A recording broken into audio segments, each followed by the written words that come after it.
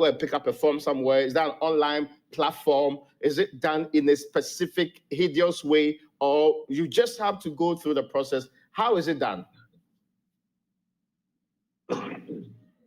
Let me say that the declaration is basically manual. Okay.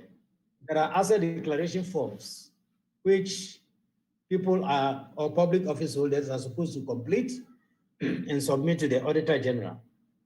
Normally, you hear that they say it is sealed in an envelope and given to Auditor-General, which is not correct, because I remember as far back as 2017, I stopped that practice.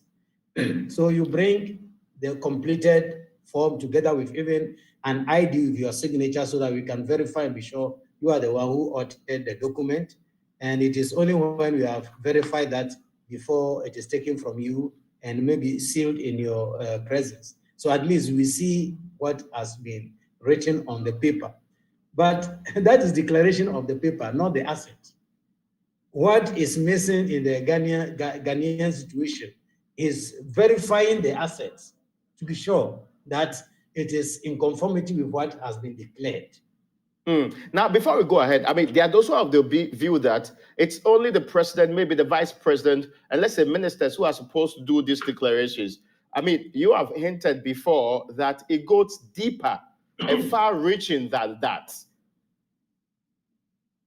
Oh, yes. If you look at the Constitution under Article 286, it lists the president, the vice president, the ministers, members of parliament, the judges of the superior courts, almost all public servants. In fact, I heard a discussion in parliament, I think 2 or 3 days ago, where the majority leader was saying that Yoko is exempted and etc. I said, no.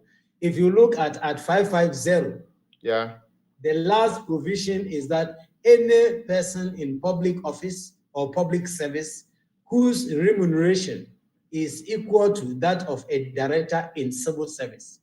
So once you are in a public office or public institution and your remuneration is equal to or higher than that of a director in civil service, you are equally covered.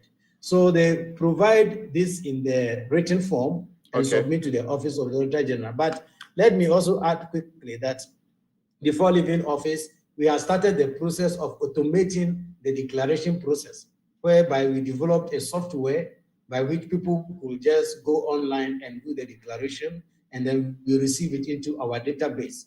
I actually called on a team from the World Bank to come and do quality review or quality assurance of what we had delivered, and they actually marked it clear to say that they think it was good to go, but we were not able to operationalize that before I left, and the rest is the history. I don't know what happened.